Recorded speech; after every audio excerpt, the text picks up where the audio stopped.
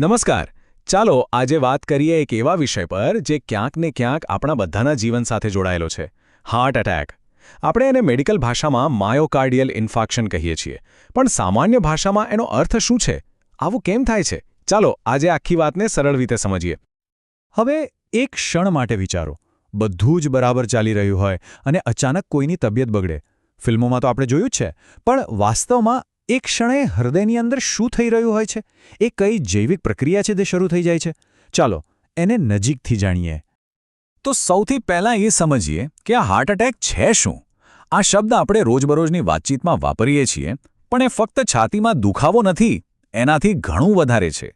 આ એક ચોક્કસ મેડિકલ ઇમરજન્સી છે જે સીધી હૃદયના સ્નાયુઓ પર અસર કરે છે. ચાલો જોઈએ કેવી રીતે. આ સ્લાઇડ પર લખેલો શબ્દ કદાચ થોડો અઘરો લાગે, ખરું ને? માયોકાર્ડિયલ ઇન્ફાર્ક્શન. પણ ચાલો એને તોડીને સમજીએ. માયો એટલે સ્નાયુ અને કાર્ડિયલ એટલે હૃદય.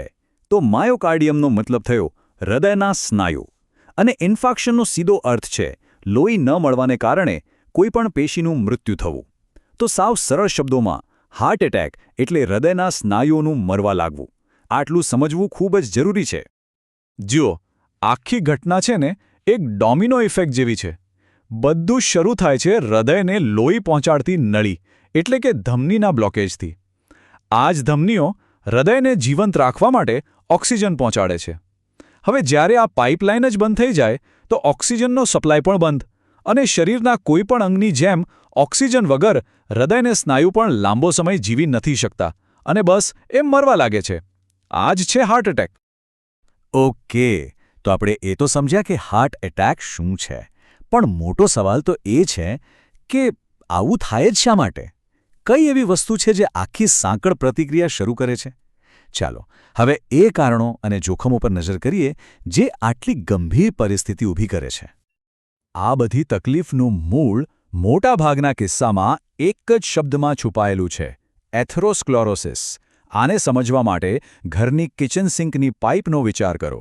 વર્ષો સુધી તેલ, ચરબી અને કચરો જમા થવાથી એ અંદરથી કેવી સાંકડી થઈ જાય છે? બસ એવું જ કંઈક આપણી ધમનીઓમાં થાય છે. કોલેસ્ટ્રોલ અને બીજા પદાર્થો મળીને એક પ્લેક જેવું બનાવે છે, જે ધીમે ધીમે ધમનીઓને અંદરથી બંધ કરતું જાય છે. હવે રસપ્રદ વાત એ છે કે આ પ્લાક તો વર્ષો સુધી શાંતિથી ધમનીમાં પડ્યો રહી શકે છે. અસલી સમસ્યા ત્યારે શરૂ થાય છે જ્યારે આ પ્લાક અચાનક ફાટી જાય છે. આપણું શરીર એને એક ઘા સમજે છે અને એને રૂઝવવા માટે તરત જ ત્યાં લોહીનો ગઠ્ઠો બનાવવાનું શરૂ કરી દે છે. અને જો આ ગઠ્ઠો એટલો મોટો બની જાય કે પહેલેથી સાંકડી થયેલી ધમનીને પૂરેપૂરી બ્લોક કરી દે, તો બસ ખેલ ખતમ. લોહીનો પ્રવાહ અટકી જાય છે અને હાર્ટ એટેક આવે છે.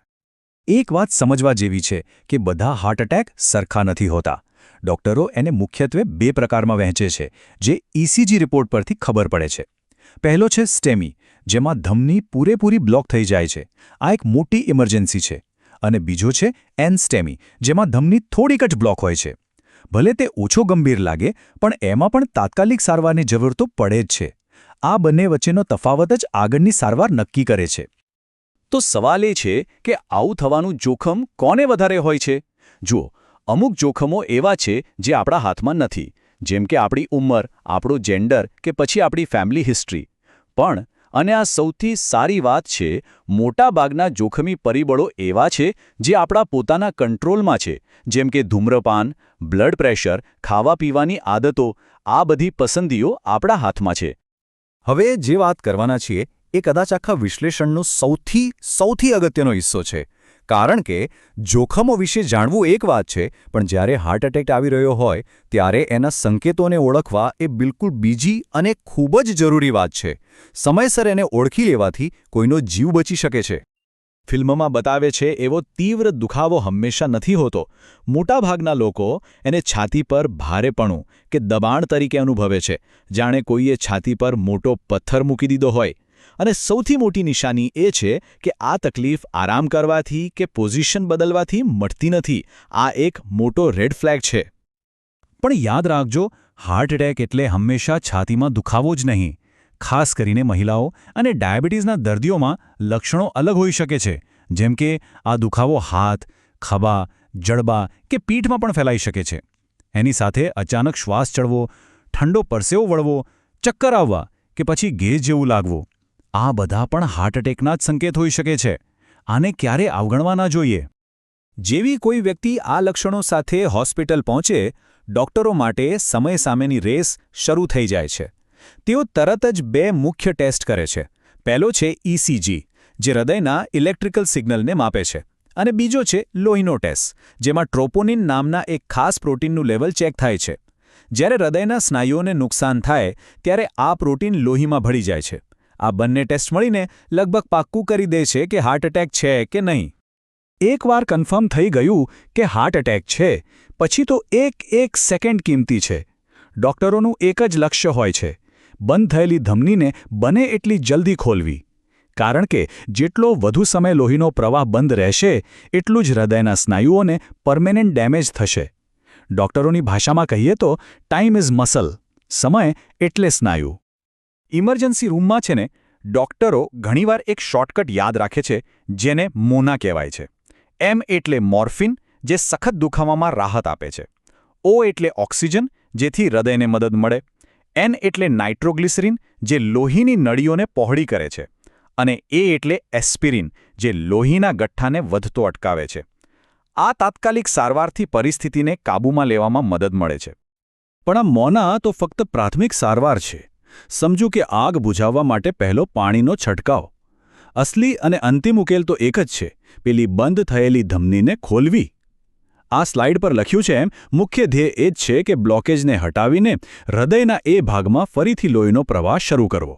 અને આ કામ જેટલું જલ્દી થાય એટલું સારું. તો આ બંધ થયેલી ધમનીને ખોલવા માટે શું કરવું? ડોક્ટરો પાસે મુખ્યત્વે 2 રસ્તા હોય છે. સૌથી સામાન્ય અને ઝડપી રસ્તો છે PCI, જેને આપણે સાદી ભાષામાં એન્જિયોપ્લાસ્ટી કે સ્ટેન્ટિંગ કહીએ છીએ. એમાં એક ફુગ્ગાથી ધમનીને પહોળી કરીને ત્યાં એક સ્ટેન્ટ એટલે કે નાની જાળી મૂકી દેવામાં આવે છે. અને જો બ્લોકેજ બહુ વધારે હોય તો ડોક્ટરો બાયપાસ સર્જરી કરે છે, જેમાં બ્લોકેજની આજુબાજુ એક નવો રસ્તો બનાવી દેવામાં આવે છે. હાર્ટ એટેકમાંથી બચી જવું એ અડધી લડાઈ જીતવા જેવું છે. પણ લડાઈ હજુ પૂરી નથી થઈ. સાચું કહીએ તો અહીંથી એક નવી સફર શરૂ થાય છે. હવે મુખ્ય ફોકસ એ વાત પર હોય છે કે આવું ફરીથી ન બને. આ તબક્કો છે રિકવરી અને નિવારણનો. અને આ આપણને પાછા ત્યાં જ લઈ આવે છે જ્યાંથી આપણે વાત શરૂ કરી હતી: જીવનશૈલી. તમે જો, સ્વસ્થ હૃદય માટેની બધી જ વાતો એકબીજા સાથે જોડાયેલી છે. રોજ થોડી કસરત, સારો ખોરાક, ટેન્શન ફ્રી રહેવું અને સ્મોકિંગ જેવી આદતો છોડી દેવી, આ બધું હાર્ટ એટેક પછી દવા જેટલું જ જરૂરી બની જાય છે. અને હવે સૌથી મોટી અને આશાવાળી વાત: આ આંકડો જુઓ, 80%. રિસર્ચ કહે છે કે જીવનશૈલીમાં સારા ફેરફાર કરીને લગભગ 80% જેટલા અકાળે થતા હૃદયરોગોને ટાળી શકાય છે. આ કોઈ નાનો આંકડો નથી. આનો સીધો મતલબ એ છે કે આપણા હૃદયનું સ્વાસ્થ્ય મોટાભાગે આપણી જ પસંદગીઓ પર આધાર રાખે છે. તો આ બધી માહિતી પછી એક સવાલ સાથે આ વાત પૂરી કરીએ. આજે આ બધું જાણ્યા પછી પોતાના હૃદયના સ્વાસ્થ્ય માટે એવો કયો એક નાનકડો ફેરફાર છે જે કરી શકાય? કદાચ લિફ્ટને બદલે સીડી વાપરવાનો, કે પછી જમવામાં થોડું મીઠું ઓછું નાખવાનું. કોઈ પણ નાની શરૂઆત પણ એક મોટા અને સ્વસ્થ ભવિષ્ય તરફનું પહેલું પગલું બની શકે છે. વિચારવા જેવો સવાલ છે, ખરું ને?